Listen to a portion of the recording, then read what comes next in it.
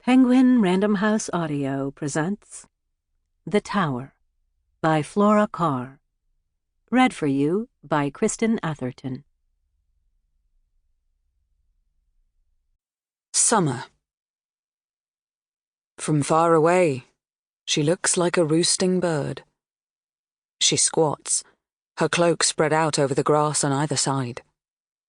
The hem of her nightdress is lifted out of the way, and her hands, large, white, clutch at the folds of linen smock beneath, her elbows aloft, forming triangular wings.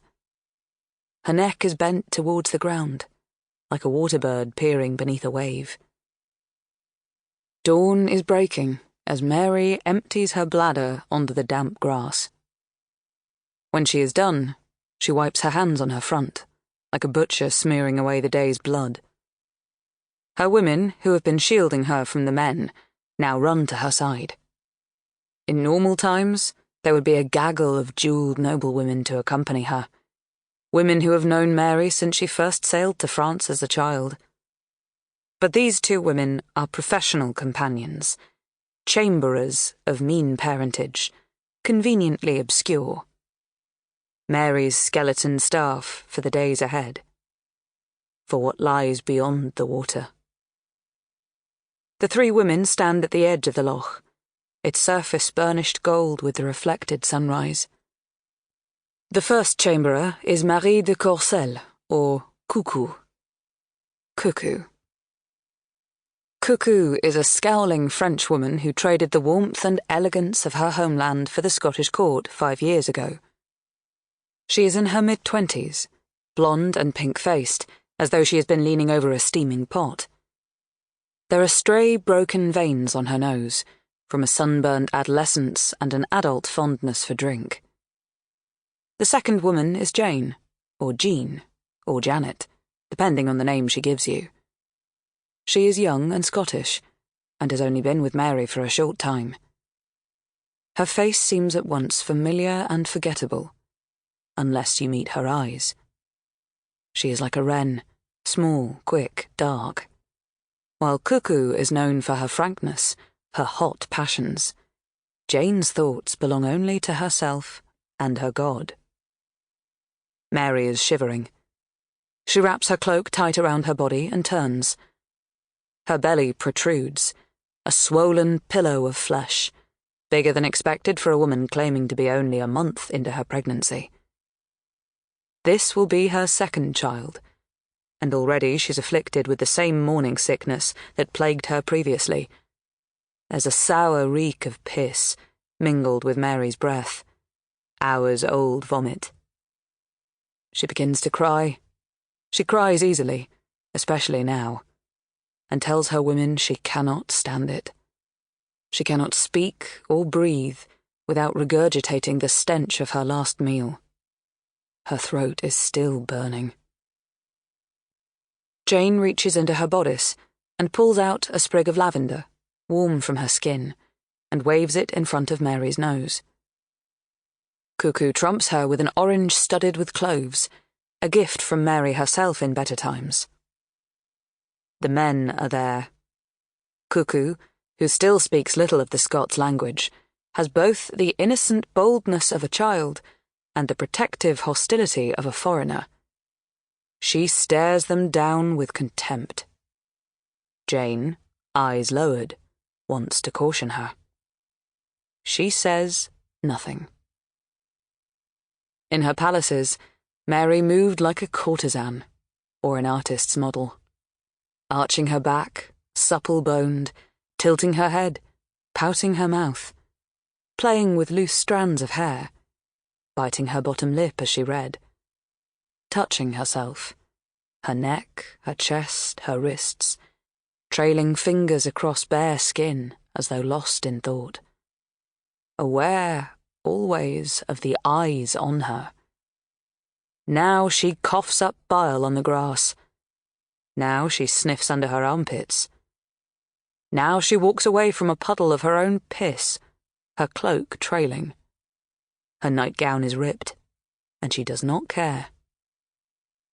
In 2 days, Mary's son James will turn 1. A whole year has passed since the triumph of his birth. At his christening, the Archbishop tried to spit into his mouth, as is the custom. Mary refused. The priest, who kept a mistress called Grizzle, was syphilitic. No pocky priest would share his dribble with her baby, she said. Now she looks up and over the water, eyes bile-stung, and knows her son is with her enemies. The men are talking with the boatman. He is as haggard and gaunt as Charon, the old seaman who navigates the dark undertow of the River Styx, ferrying souls all the way to the gates of the underworld. The three men speak in low voices, huddled together by the shore of the loch. At the centre of the loch, there is a tiny island visible. A grey stone castle stands on it, a collection of buildings and towers half hidden by trees.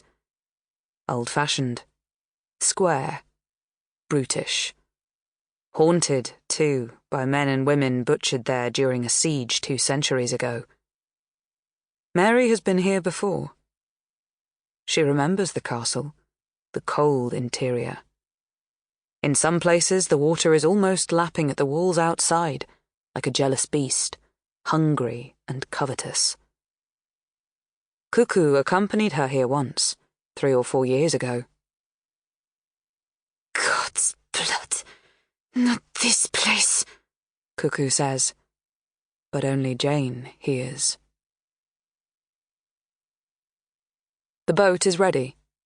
Mary goes first. Of course she does. Her women stand behind her in the mud and hold out their arms, palms up like peasant women herding geese, as she steps into the bobbing boat. The morning sky is still reflected on the water's surface, and has changed colour to pink, as though someone has rolled out a bolt of turkey satin over the loch. She goes next, the first man says. Jane picks up her skirt. She stumbles forward, and for a moment she reaches out, as if to catch a waiting hand. But Mary looks ahead across the water, her back turned, and Jane rights herself and sits behind her. Cuckoo follows. The boat is narrow, made narrower still by the women's skirts. The men, at the other end of the boat, and out of Mary's earshot, whisper and jostle and crack jokes about her women. They wonder which of the two has the sweeter cunny, which has been had before. Jane wants to slap them. She has a hard backhand, a solid punch. She knows this because she once broke a man's nose. In the boat, the first man is dark-haired like herself, and old enough to be her father. His sneering expression taunts her, makes her hands itch. Here is a man who rapes his female servants at home, Jane is sure of it. He leers at Cuckoo, who cannot understand his words, who is still staring him down with suspicion and anger. She knows Mary hates him, and that is enough for her. Jane looks at the man, and knows a woman's protests excite him. He likes it when they scream and bite and twist their legs together. His name is Lindsay. The second man is younger, in his early 20s, another nobleman, his power a recent inheritance. He is the son of a dead madman. His father stormed Mary's palace apartments last winter, a full suit of armour clanking under his billowing nightgown, like a ghost in a play. His skin was grey. He was dying even then. Now, his son escorts Mary to her imprisonment, eyeing her with a young man's lust for flesh and power. His name is Ruthven. Both men in the boat were also among that party who stormed Mary's apartments. Led by Ruthven's grey-faced father, they murdered Mary's favourite servant, the curly-haired Italian David Rizzio. He was stabbed close to 60 times. It was the next best thing to stabbing the Queen.